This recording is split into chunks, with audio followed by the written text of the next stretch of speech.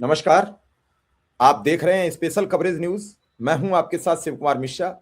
हमारे साथ हैं आदरणीय प्रोफेसर शिवाजी सरकार साहब।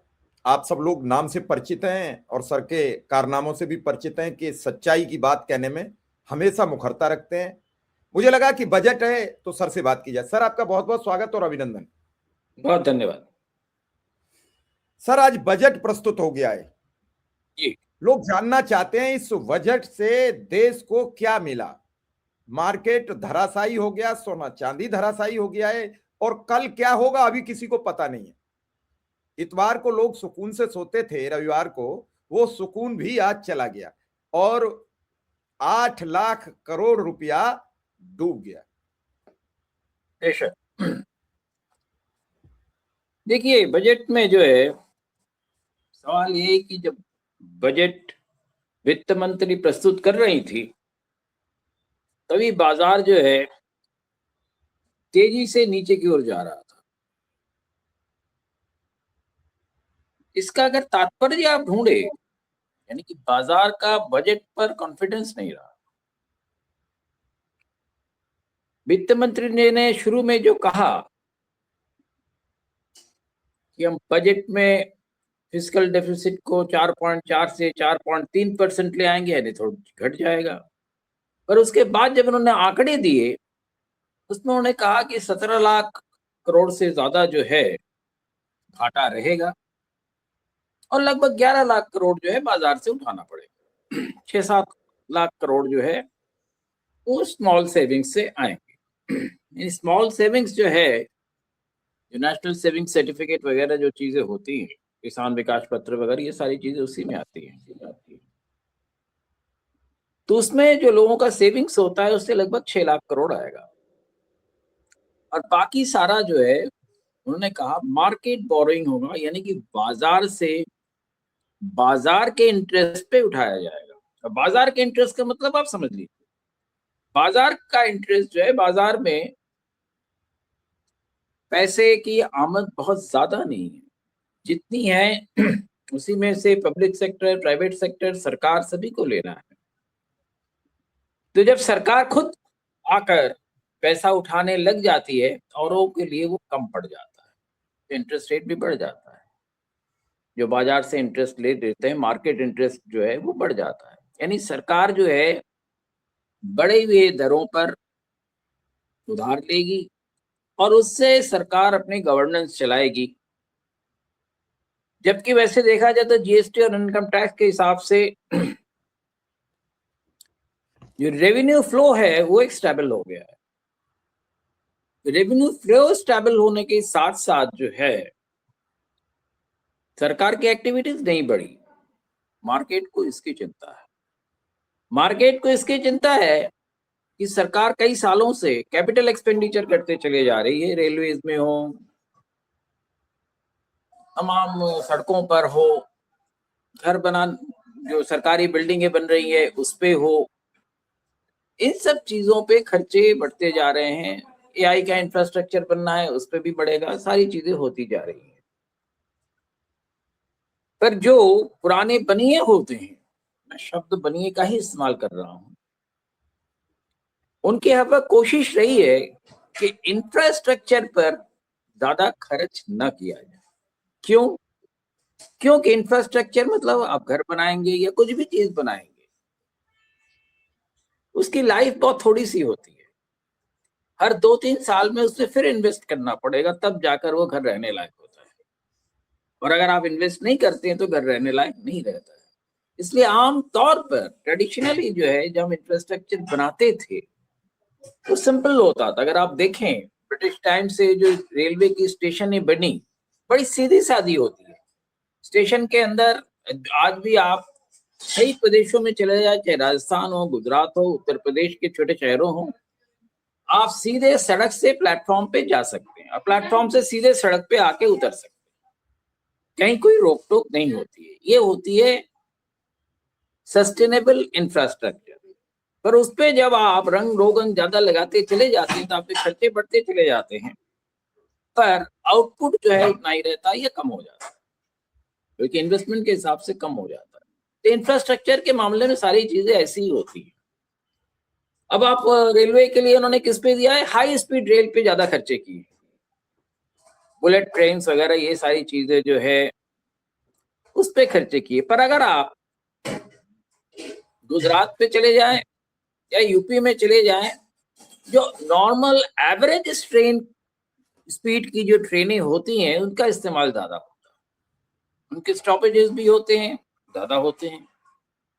हर स्टॉपेज पे 1-2 मिनट गाड़ी रुकती है, कहीं 4-5 मिनट रुकती है, फिर वो गाड़ी लगातार चलती जाती है और उसका यूटिलाइजेशन सबसे ज्यादा होता है। ज्यादा लोग उस पे चढ़ते हैं, ज्यादा लोग उस पे उतरते हैं, ज्यादा जगह रुकती है तो नेचुरली ज्यादा लोगों को उसके लिए सुविधाजनक होता है। हाई स्पीड ट्रेन में क्या होगा, अब मान लीजिए मुंबई अहमदाबाद आज भी जो बुलेट ट्रेन की बात हो रही है, उसकी जो इंफ्रास्ट्रक्चर बन रहा है, जैसे मेट्रो की पिलर्स बनती है उससे कई मोटी पिलरें बन रही है, बड़ी बड़ी पिलरें बन रही है और अभी तक पूरी नहीं हो पाई और अभी तक वो कंप्लीट होने के आसार दिख नहीं रहे हैं। और दूसरी चीज उसकी जो रोलिंग स्टॉक है, जो कोचेज होंगे, जो इंजिन होंगे, अब आप कह रहे हैं हम जापान से नहीं लेंगे, हम खुद ही करेंगे। जब हम खुद ही सारा इतना कुछ कर सकते हैं तो इतने करीब 1,80,000 करोड़ का, करीब लगभग 500 किलोमीटर के रास्ते का जो खर्चा है वो 1,80,000 करोड़ है। और हमारी जो बाकी जो इंफ्रास्ट्रक्चर है रेलवे की, आज भी जो बजट दिया गया उसमें निर्मला सीतारमन ने कुछ भी नहीं कहा कि जो रेलवे के जो इंफ्रास्ट्रक्चर है जिसपे सालों से 11 से 13,000 ट्रेनें चलती है रोज, उस पर कोई वृद्धि नहीं होने वाली है। रेलवे के जो सिग्नलिंग सिस्टम है वो बहुत बुरे हाल में है और इसी की वजह से रेलवे में जो तमाम डिरेलमेंट्स होते हैं, एक्सीडेंट्स होते हैं, उसके बारे में हमने कोई जिक्र नहीं किया। और रेलवे के जो ट्रैक है उसके रिन्यूअल की जो बात है उसके बारे में भी हमने कुछ नहीं कहा। तो जो रोजमर्रा की चीजें हैं, घर की जो रोजमर्रा की चीजें हैं, उस पे आप जब तवज्जो नहीं देंगे और घर में साल में एक बार कोई आप त्योहार करते हैं या लोगों को बुलाते हैं, दावत देते हैं, उसी पे अगर सारा खर्चा करेंगे तो घर के खर्चे तो चरमराएंगे। वैसा ही हमारे बजट का भी हाल हो रहा है। इसीलिए जो है तमाम चीजें, बहुत सारी चीजें कहा गया है। पर आपको एक चीज बता दो, ये अभी अगर आप एक इकोनॉमिक सर्वे जो आया है उसके बारे में हम बात करें, इकोनॉमिक सर्वे में आया है कि 8,000 करोड़ रुपए कई नए शहरों को बनाने के लिए और पुराने शहरों के अपग्रेडेशन के लिए दिए गए थे। 5 साल हो गए उसके, आज तक कोई पैसा खर्च नहीं हुआ। तो इस तरह की बजट में लोक लुभावन अनाउंसमेंट्स करने से ही बजट नहीं बनता है।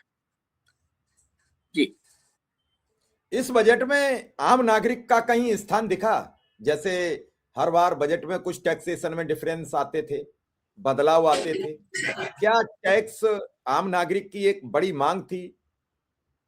वहीं ये जो ट्रेड टैक्स था वो कुछ बढ़ा दिया है जिससे मार्केट में भूचाल आ गया, मार्केट डूब गया, सोना चांदी भी गिरा।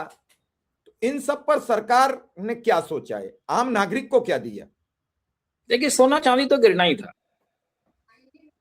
सोना चांदी को हमें बजट से जोड़ के नहीं देखना चाहिए।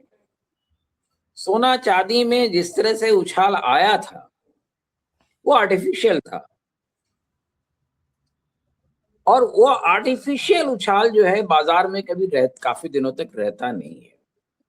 सवाल ये है, आप दाम बढ़ाते चले जा रहे हैं। मान लीजिए हमारे पास कोई सामान है, हम उसके रोज दाम बढ़ाते चले जा रहे हैं और हमें उसको बेचना है, खरीदार तो भाग जाएगा ना, खरीदार तो दोबारा आएगा नहीं मेरे पास। तो सोने चांदी के मामले में भी ऐसा ही है। हमारे पास माल है, हमने सोचा कि कई दिनों से हमने माल बढ़ा के पैसा कमाया है, अब और बढ़ाते चले जाएं। बाजार में ऐसा नहीं होता है। बाजार जो है बहुत ही प्रैक्टिकल एस्पेक्ट पे चलते हैं, टोटली प्रैक्टिकल होता है बाजार। बाजार में लोगों के पास अगर पैसा है और वो अगर पैसा लगा रहा है तो इस हिसाब से लगाता है कि पैसे की वसूली जो है वो भी होगी। सोना चांदी में आप पैसा लगाते चले जा रहे हैं, एक हाइट पर पहुंच गया, 4 लाख करोड़ के हाइट तक पहुंच गई, 4 लाख तक के हाइट के पहुंच गया, अब उसके आगे कहां गुंजाइश है? गुंजाइश तो तभी होगी जब हमारे पास पैसा होगा। सोना चांदी में तो हम पैसा तभी लगाते हैं ना जब हमारे पास कुछ काफी फालतू पैसा होता है। तो वो फालतू पैसा हमारे पास नहीं है, सारा तो लग गया वहां, तब क्या होगा? सोना चांदी नीचे आएगा। इसलिए सोना चांदी से मुझे कोई फिक्र नहीं है। और बाकी जो मार्केट की जो चीजें हैं, स्टॉक मार्केट्स में जो गिरावट आया है, वैसे भी हिंदुस्तान के स्टॉक मार्केट पिछले 2 सालों से करीब काफी बुरे हाल में है। पिछले 1 साल तो बहुत ही ज्यादा खराब हालत में रहा। और अभी जो आज जो हुआ उसका एक तो वजह रहा है कि जो एक ट्रांजैक्शन टैक्स है वो हमने बढ़ा दिया। हालांकि लगता है बहुत थोड़ा, पर वॉल्यूम में बहुत बड़ा होता है वो। और दूसरा ये है कि उसकी वजह से जो है, एक तरफ तो हम कह रहे हैं कि हम चाहते हैं कि विदेशी आके इन्वेस्ट करें, तो विदेशी इन्वेस्टमेंट पर उसका जबरदस्त असर आएगा। जब विदेशी इन्वेस्टमेंट पर असर आएगा, मतलब जो फॉरेन पोर्टफोलियो इन्वेस्टर्स है उनके ऊपर भी असर आएगा, तो ये हिंदुस्तान में आकर वो टैक्स देने के लिए क्यों इन्वेस्ट करें? इसलिए वो गिरता चला जा रहा है। सर तो क्या बाजार में भारत अगर आप देखें, बैंकिंग में हो, बैंकिंग से लेके सारे सेक्टर्स पे जो है असर जबरदस्त आया है, मेटल्स तक पे असर आया। तो ये मैं समझता हूँ कि कहीं ना कहीं जो बजट हमने बनाया है,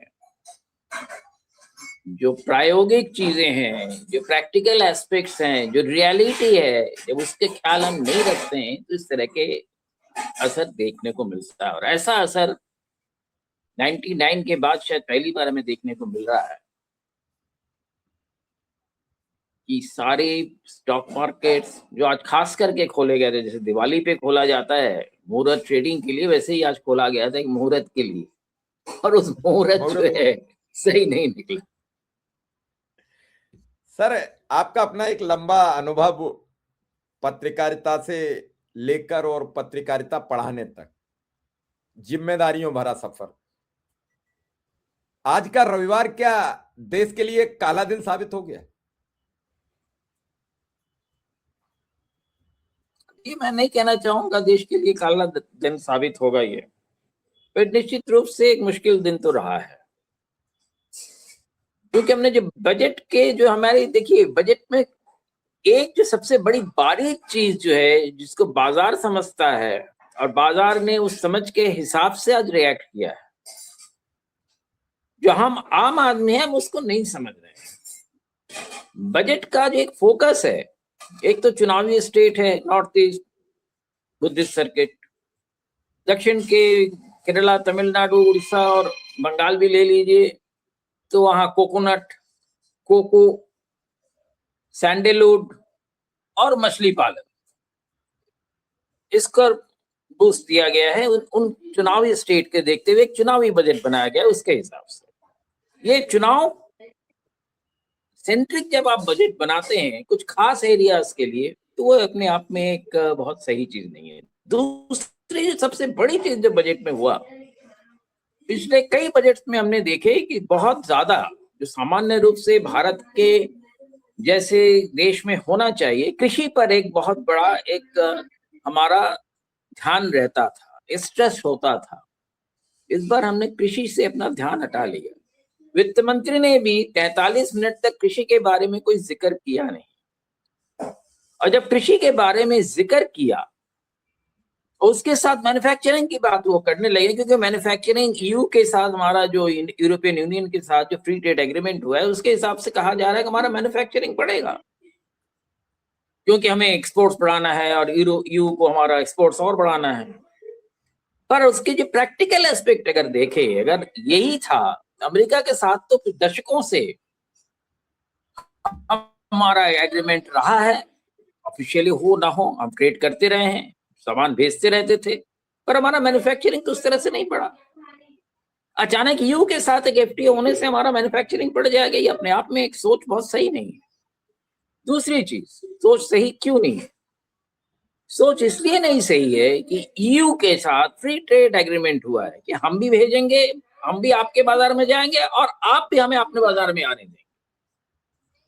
ईयू तो तमाम चीजें बनाता है, जिसे लेकर घड़ी से लेके गाड़ी तक, और सबसे अच्छी क्वालिटी की गाड़ियां बनाता है, सबसे अच्छी क्वालिटी की घड़ियां बनाता है, और तमाम ऐसी चीजें। लीकर है, भारत के लीकर से उनका लीकर कहीं बेहतर होता है। हालांकि भारत भी काफी अच्छा लीकर अब बनाने लगा, वो बात अलग है। भारत के भी एक आध ब्रांड जो है यूरोप के बाजार में आज भी चलती हैं, वो भी अलग बात है। पर यूरोप का जो लीकर है, यूरोप का जो वाइन है, जब भारत में आके बिकेगा, आपका लीकर कहाँ जाएगा, ये आपने कभी सोचा है?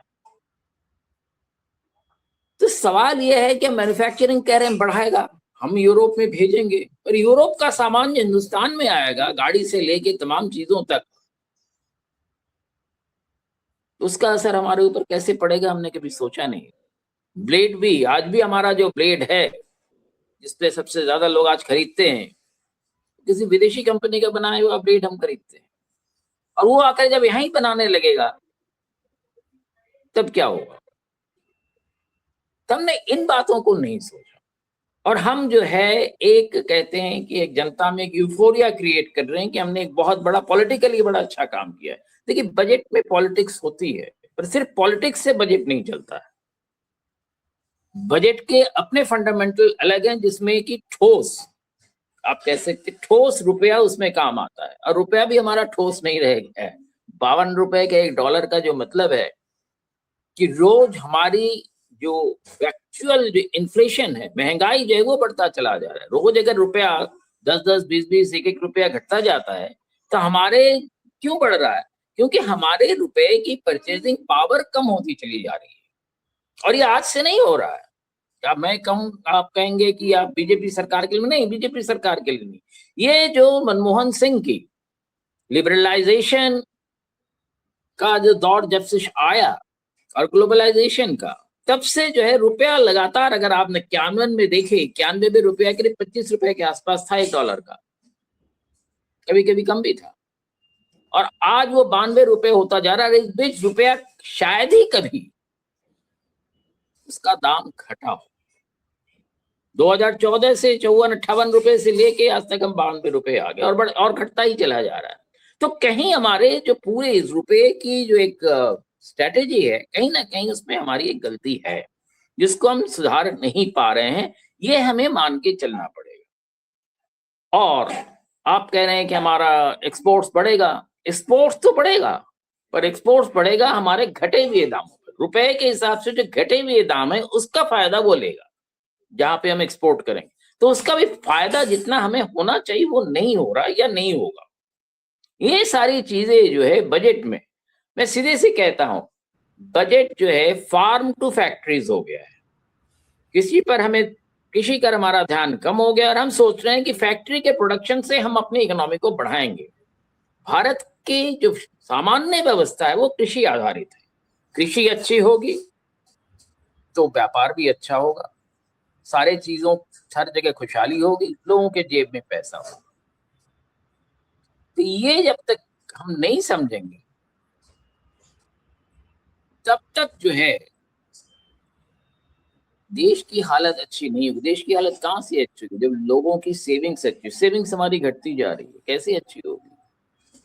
सरकार के ऊपर जो है, सरकार के जो ये इंफ्रास्ट्रक्चर के नाम पे जो सरकार खर्चे करते जा रही है, उसका फायदा लोगों को कितना हो रहा है मुझे नहीं मालूम, पर कुछ घरानों को जरूर हो रहा है। सर, एक सवाल तो बड़ा हमें महत्वपूर्ण इन है। सारी चीजों से निकल के आना चाहिए। एक सवाल बड़ा महत्वपूर्ण है। पूरे विश्व में युद्ध कैसी हालात बने पड़े हैं। अभी चंद दिनों पहले हमने भी पाकिस्तान से छोटी मोटी तो लड़ाई लड़ी, उस लड़ाई में हमारी जीत हुई, लेकिन अभी अमेरिका, ईरान, लगातार रूस और यूक्रेन का चल ही रहा है, बीच में अभी ईरान और इजराइल का चल गया। मतलब पूरे देश में अस्थिरता का माहौल है, कब किससे किसकी जंग हो जाए कोई अब भरोसा नहीं बचा है। ऐसे में हमारे डिफेंस पर भी बहुत बड़ा बजट एलोकेट नहीं किया गया। देखिए, डिफेंस पे बजट का एलोकेशन जिसकी तरह के आप इशारा कर रहे हैं,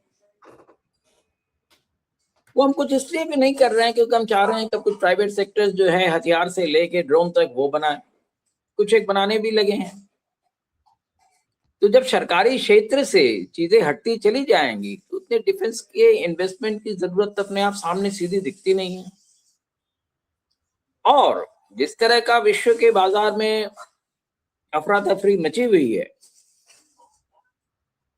जब युद्ध होता है तब दूसरी तरफ से जो पैसे हैं उसको डाइवर्ट करते हैं। ये नॉर्मल प्रोसीजर हर वक्त रहता है। और इस वक्त भी जब तक हम इकोनॉमी को स्टेबलाइज नहीं करेंगे, अब ईरान की जो है हमारे बॉर्डर से कुल 1500 किलोमीटर दूर है, और चाइना के बॉर्डर से आप ले ले 3 से 4000 के बीच में पड़ता है। तो चाइना ने अमेरिका को चेतावनी दी कि ईरान के साथ कुछ हुआ तो हम भी कुछ करेंगे। हम उसके आधी दूरी पे भी नहीं है, हमारे बीच में सिर्फ पाकिस्तान है। और हम जो है उस ओर ज्यादा देख भी नहीं रहे हैं। ईरान तक अगर युद्ध आ गया, जैसा कि उसका असर हमारे ऊपर पड़ रहा है, ऐसा नहीं है कि नहीं है। अभी तक हम चाबहार पोर्ट जो है भारत चला रहा था, अब भारत को अमेरिकी दबाव में वहां से हटना पड़ा है सैंक्शंस की वजह से। ईरान से सबसे अच्छा जो क्रूड ऑयल हमारे पास आता तो उसकी रिफाइनिंग कॉस्ट कम होती है।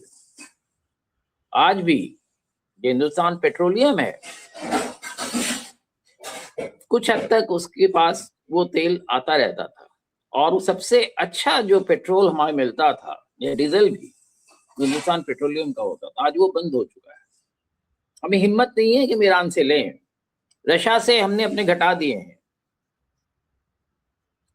और अमेरिका से हम पेट्रोल खरीदने की बात कर रहे हैं। तो कई जो हमारे जो पॉलिटिकल स्ट्रैटेजीज हैं उस पर भी हमें सुधार की जरूरत देखने की मिलती है। हम सिर्फ ये नहीं कर सकते हैं कि अमेरिका या कोई भी देश हमको दबाता रहे और हम उसमें दबते चले जाए। भारत ऐसा कभी करता नहीं था, पर अब करने लगा है। ये भी, इसका भी असर में पूरे बजट पे देखने को मिलता है, और आगे और ज्यादा होगा।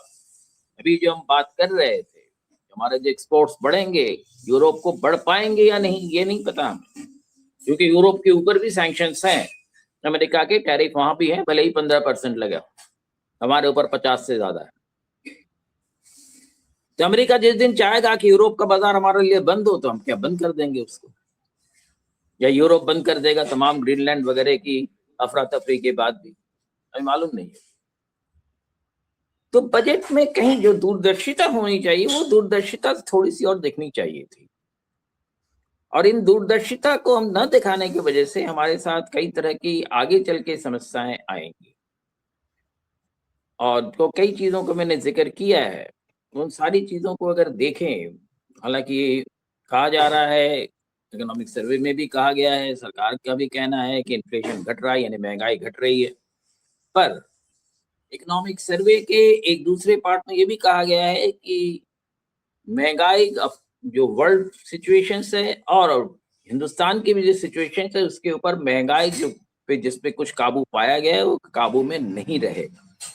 यानी कि महंगाई इस साल और बढ़ने वाली है। और दूसरी एक चीज जो है, हमारी जो बजट, हम सीधे सीधे यही कहना चाहेंगे कि पॉवर्टी मैनेजमेंट में ही गुजर जाता है। हम लोग कहते थे जब हम नौकरी कर तनख्वाह वनख्वाह आती है तो हम लोग कहते हैं कि हमारा जो तनख्वाह मिलती है वो पॉवर्टी मैनेजमेंट प्रोग्राम में ही चला जाता है। तो बजट ने भले ही कहा हो कि 25 करोड़ लोग गरीबी से निकल आए हैं, पर हम भूल जाते हैं कि 80 करोड़ से ज्यादा लोग, अभी सरकार का एक आंकड़ा है कि 95 लाख करोड़ लोग जो हैं, जो फ्री फूड जो मिलता है उस पर आश्रित है। तो ये कहना कि हम वाकई गरीबी से निकल आए, ऐसा नहीं हुआ है। हमारे जो पूरा बजट का सिस्टम है वो गरीबी के मैनेजमेंट में, प्रबंधन के पे ही चला जाता है। तो प्रॉपर्टी मैनेजमेंट या पीएमपी जो भी आप कह लीजिए, वो हमारा एक पूरे एक अर्थशास्त्र या अर्थनीति का आधार है। सर फिर हम इस पर विचार क्यों नहीं करते? हम पर लगातार पर हेड लोन बढ़ता चला जा रहा है। पिछली सरकार की अपेक्षा यूपीए 2 की सरकार के बाद ये कई गुना हो गया, 4 गुना जा रहा है। और हम अपनी पीठ थपथपा लेते हैं कि हमने अर्थव्यवस्था 5वीं पकड़ ली। ठीक उसी तरीके से कि एक व्यक्ति पर 100 रुपया कर्जा था, फिर उसने 400 रुपया 300 रुपया और कर्जा ले लिया। अब वो चीख रहा है हम पे 400 रुपया आए, हम पे 400 रुपया आए, और जिन्होंने 300 रुपया दिया है वो लठ लिए खोज रहे हैं कि बेटा बता कब देगा। तो क्या इससे अर्थव्यवस्था बढ़ जाएगी या इससे और संकट बढ़ेगा? देखिए 2014 में जब सरकार बदली थी, लोगों में बड़ा जबरदस्त एस्पिरेशन था, क्योंकि लोगों का मानना था कि उससे पहले जो सरकार थी या सरकारें थी, कुछ चीजों को ठीक ढंग से प्रबंधन नहीं कर पाई है, और अब एक नई सरकार आई है, उन चीजों को कहीं ना कहीं से खत्म कर देगी और नए तरीके से एक नई व्यवस्था को लाएगी। पर हमने देखने को मिला कि जो नई सरकार आई, उसके जो एडवाइजर्स रहे हैं, जो सलाहकार रहे हैं, उन्होंने जो पुरानी सरकार की व्यवस्थाएं थी उसी को ज्यादा सशक्त करते हुए चले गए, और इसकी वजह से जो 91 से मैंने कहा रुपए जो गिरता चला जा रहा, तो लगातार गिरता ही रहा। रुपया कोई पॉलिटिकल चीज नहीं है, रुपया सीधे आपके अर्थनीति को बताता है कि आप इसको मैनेज कर पा रहे हैं या नहीं पा रहे हैं। किसी भी देश का रुपया जो होता है उसकी परचेजिंग पावर से जुड़ा हुआ होता है। अगर आज रुपया, देखिए सन 60 में 15 पैसे में जो चीजें हम खरीदते थे, आज उसके लिए हमें 40 से 50 रुपए खर्च करने पड़ते हैं। तो आप सोच सकते हैं कि सन 60 के हिसाब से हमारा रुपया कितना गिर गया है। चाहे 80 के हिसाब से ले ले, चाहे 91 के हिसाब से ले ले, हमारी जो महंगाई लगातार बढ़ती जा रही है और उस पर भी हम कुछ रोक नहीं पा रहे हैं, बल्कि कुछ कंपनियों के फायदे जो हैं महंगाई की वजह से बढ़ रहे हैं। अभी नेस्ले का जो एनुअल रिपोर्ट आया है उनके प्रॉफिट्स का, 45% से ज्यादा उनका प्रॉफिट्स बढ़ गए हैं। आम कंपनियों के प्रॉफिट 22 से 40% बढ़ चुका है। और क्यों? क्योंकि सारी कंपनी अपने प्रोडक्ट्स के दाम लगातार बढ़ाते हुए चली जाती है। उनका कहना है कि भाई चीजों के दाम तो बढ़ेंगे ही, और कहीं ना कहीं हमने समाज, जैसे पूरा समाज मान लिया हाँ भाई दाम तो बढ़ना ही है। ये अपने आप में गलत सोच है। अमेरिका में अभी पिछले 2-3 सालों से ये हुआ कि दाम बढ़ने लगे हैं, नहीं तो अमेरिका के इकोनॉमी की जो स्टेबिलिटी रही है वो इसलिए रही है कि कंज्यूमर प्राइसेस, और कंज्यूमर प्राइसेस तमाम चीजें आ जाती हैं। जब कंज्यूमर प्राइसेस स्टेबल होता है तो बाकी चीजों के दाम भी स्टेबल होते हैं। इसलिए अमेरिका जो है लोगों को स्वर्ग लगता था कि सबसे कम दाम तो वही है, जो $1 में जो हम खरीद सकते हैं। और वहां के बच्चे को अगर $1 मिल जाता है पॉकेट मनी तो इतने खुश होते हैं। हमारे यहाँ तो $1 किसी बच्चे को दे दीजिए, उठा के फेंक देगा, क्या मिलेगा $1 में। तो ये कंपेरिजन हम नहीं करेंगे। डॉलर आज सशक्त है, आज और सशक्त होता जा रहा है, और हमारे रुपया लगातार गिरता जा रहा है जिसका प्रबंधन हम नहीं कर रहे हैं, और इस बजट में भी उसकी तरफ कोई ध्यान या तवज्जो हमें नहीं दिख रहा है। तो इसलिए अगर भारत के ऊपर जो आर्थिक संकट की इस तरह की बात कर रही है, और उसको सिर्फ ऊपर रंग रोगन का मुलम्मा लगा के आप अर्थनीति को सही नहीं कर सकते। उसके लिए एक, मैं समझता हूँ, राजनीतिक इच्छा शक्ति चाहिए, एक जनता के लिए हमदर्दी होना चाहिए, और एक प्रैक्टिकल अप्रोच होना चाहिए। रुपए को हम क्यों बढ़ने दें, क्यों बड़े कंपनियों का मुनाफा बढ़ता रहे और गरीब की आमदनी रोज घटती रहे या उसकी आमदनी खत्म हो जाए। ये जो पूरा एक कॉन्ट्रास्ट हमें दिखता है, विरोधाभास पूरा समाज में दिख रहा है। ये बजट इसको लेके चिंतित नहीं है। मुझे इस बात पे ताज्जुब होता है, बजट को इन बातों पे सोचना चाहिए। तो बजट सिर्फ ये नहीं है कि चाका लेखा जोखा रख दिया, बजट कॉर्पोरेट लेखा जोखा नहीं है। बजट पूरे समाज व्यवस्था, समाजशास्त्र, अर्थनीति, सारी चीजों का जोड़ है। ये सही ढंग से अगर बनता है तो भारत की जो अर्थव्यवस्था है, समाज व्यवस्था है, देखिए समाज व्यवस्था में आप मेडिकल केयर ले लीजिए, हेल्थ केयर ले लीजिए या एजुकेशन ले लीजिए, हम उस पर कोई इन्वेस्टमेंट करते ही नहीं। हम कहते प्राइवेट करेगा। प्राइवेट क्यों करेगा भाई? कभी कोई नहीं करता है, प्राइवेट तो लूट रहा है। आज आप किसी प्राइवेट यूनिवर्सिटी में कितना पैसा दीजिए, आप डिग्री लेके चले आइए, ये स्थिति हो चुकी है। हम उसको नजरअंदाज किए जाते हैं। तो ये व्यवस्था नहीं चल सकती है। हमें आमूलचूल राजनीतिक और आर्थिक व्यवस्था में परिवर्तन चाहिए, और उसको करने के लिए एक सोच चाहिए, एक इच्छा शक्ति चाहिए। अन्यथा इसी तरह से हर वक्त बजट आते रहेगा, आप यही बातें बार बार करते रहेंगे। मतलब आपका कहना है कि इस बजट को अच्छा बनाने के लिए एक अच्छी इच्छा शक्ति चाहिए। जब तक इच्छा शक्ति नहीं होगी, जब तक डेवलपमेंट का एक मशविरा और सलाह नहीं होगा, एक दूसरे से बातचीत नहीं होगी, दायरा नहीं बढ़ेगा, तब तक आप कुछ नहीं कर सकते। ये आंकड़े प्रस्तुत करते रहिए और देश को भ्रमित करते रहिए। आंकड़ों के खेल में आप 12 साल से बाजीगरी कर रहे हैं। ये बात विश्व के जो मॉनिटरी फंड करते हैं वो कई ग्रुप और कई बड़ी IMF जैसे संस्थाएं कह चुकी हैं। और अगर वास्तविक GDP अगर 7.2 होती तो प्रत्येक हाथ में काम होता, गिने चुने चंद लोगों के पास पैसे नहीं होते। GDP जब बढ़ेगी बेतहाशा, उस देश की खुशहाली बढ़ेगी तो रुकेगा नहीं। और जो आपने कहा वो बड़ी महत्वपूर्ण बात है कि कृषि आधारित देश की अगर कृषि पर चर्चा नहीं होगी, जब कोरोना में पूरे विश्व में हाहाकार मचा था तब भारत की कृषि ने भारत की GDP को गिरने से बचा लिया था, क्योंकि सारा मजदूर तबका MSME ध्वस्त हुआ था, नोटबंदी से कमर टूटी हुई थी, सारा मजदूर तबका मजबूरन जैसे ही ऐलान हुआ लॉकडाउन का गांव की तरफ चल पड़ा था। तो उस साल जो मक्का की बंपर खेती हुई, धान की बंपर पैदावार हुई, उसने पूरी GDP संभाल ली थी। और अब आज आपने वो यूरिया खाद का पैकेट, वो बोरी 45 किलो की जगह 40 किलो कर दी। ये आपने किसानों को तोहफा दिया। लेकिन क्या इस पर चर्चा होगी? जब तक हम धर्म, समाज, संप्रदाय की बात करते रहेंगे, क्या तब तक हम गहनता से किसी ढंग के मुद्दे पर पहुंचेंगे, कोई ढंग की जानकारी पर पहुंचेंगे? क्योंकि एक जो नशा होता है विकास का, वो हमारे दिमाग से डाइवर्ट कर दिया गया।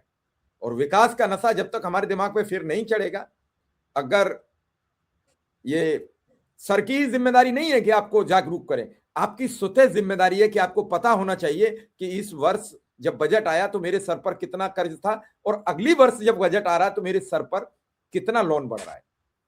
हम सिर्फ और सिर्फ किस्तों के लिए कमाते हैं।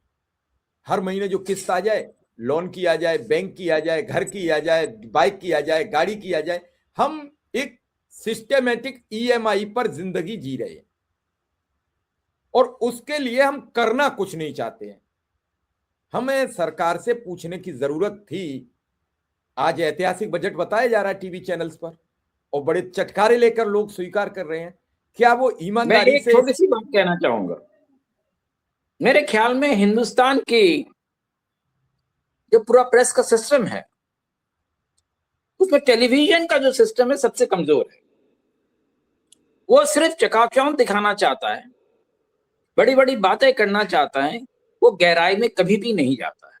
टेलीविजन हिंदुस्तान के न व्यवस्था चला सकते हैं और टेलीविजन के वजह से कहीं ना कहीं मैं समझता हूं हिंदुस्तान की जो पूरी राजनीति है, हिंदुस्तान की अर्थव्यवस्था है, उसमें जबरदस्त चोट पहुंच रही है।